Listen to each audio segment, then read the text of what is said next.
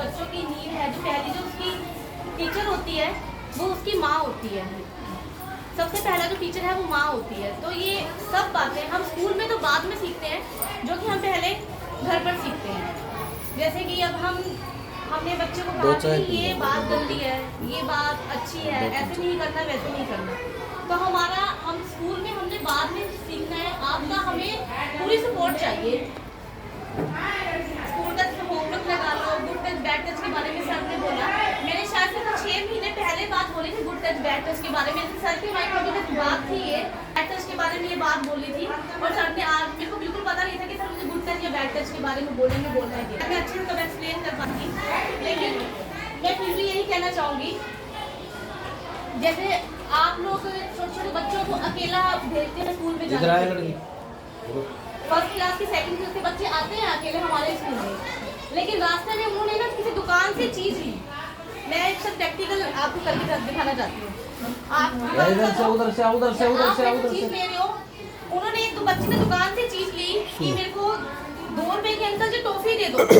उसने पकड़ाया, नोट पकड़ाया और कॉइन पकड़ाया, लेकिन वो टॉफी देने के लिए ना उस बच्चे ने उसने ऐसे इसका हाथ से हाथ पकड़ लिया। तो हमने बच्चों को ये दिखाना है कि अगर आपके साथ बच्चा कुछ ऐसे करता है, बाहर का कोई भी ऐसे करता है, जरूरी नहीं है कि बाहर का है, परिवार में से भी हो सकता है, हमारा चाचा, मामा, भाई, पड़ोसी, कोई भी हो सकता है। तो ये दिखाना है कि आपका उसने ऐसे हाथ पकड़ा, वो गुड टच था या बैड टच था। ये चीजें कौन बताएगा? ये चीजें शुरू से ही पेरेंट्स बताते हैं।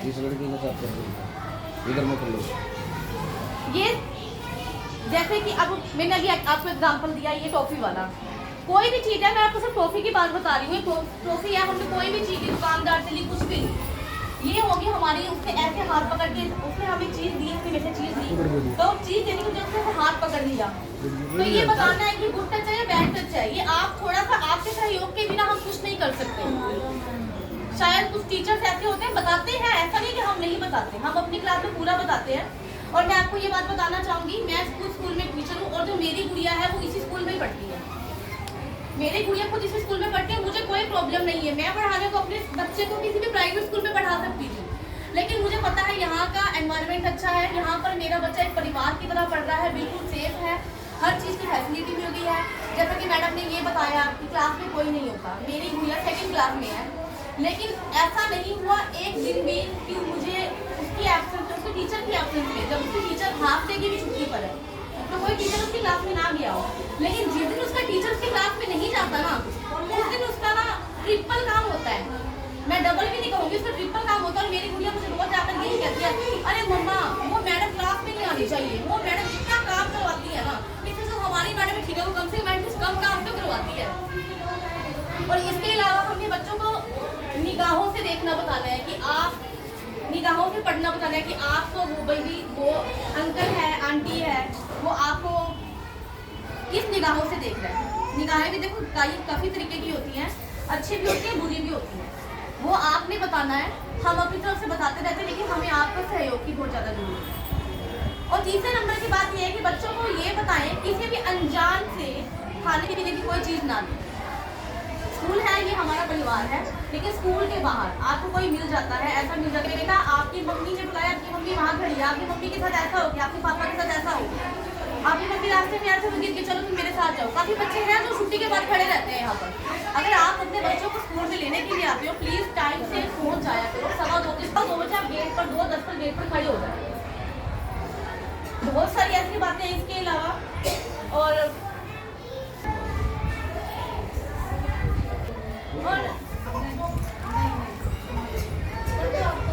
कोई टच कई तरीके का होता है, बॉडी का कोई भी पार्ट है, आपने बच्चे को ओपनली सब बात बतानी है। और जो 5th क्लास की लड़कियां हैं उनके बारे में, 5th क्लास की लड़कियां थोड़ा सा बड़ी हो जाती हैं, आप फीमेल्स आई हुई हो यहाँ पर, उनको थोड़ा बहुत आप वो सब चीज़ों के बारे में बता दो कि क्या प्रॉब्लम्स होती है, क्या नहीं होती, वो भी चीज़ें आपको अपनी तरफ से बता देनी चाहिए। और बाकी जो गुड टच बैड टच के बारे में बहुत तरीके से होता है। टच करने की सबसे बड़ी बात होती है, निगाहों की बात होती है। और देखो एक और बात है, मैं ओपनली बात कर रही हूँ, कोई आपस में बच्चों को ये भी बताना है कि बच्चे डेली इसके साथ फ्रेंड की तरह बनो। मैं अपनी बेटी के साथ फ्रेंड हूँ बिल्कुल, वो करती है मम्मा आप मुझे मारोगे तो नहीं, मैं नहीं मारूंगी, उसने उसने मेरे साथ ऐसे किया तो उसने मेरे साथ ऐसे किया था। गली मोहल्ले में पूरा ध्यान देना है। मैंने अपनी सामने देखा है एक लड़की के साथ, छोटी सी लड़की थी, छोटा सा ही लड़का था। आप अपने घर में माहौल अगर अच्छा नहीं रखोगे, कुछ बच्चे अपने पेरेंट्स को देखते हैं, वो आपकी प्राइवेसी होनी चाहिए। बच्चों को ये भी पता है कि मेरे पापा ने मम्मी को ऐसे टच किया था। ओपनली बोल रही हूँ, वो बच्चे कहीं ना कहीं बाहर आकर भी करते हैं, स्कूल में भी करते होंगे। अब वो प्यार प्यार वाली बातें होती है ना, जो ओपनली बोल रही हूँ, आप उस चीज की तरफ ध्यान दीजिए।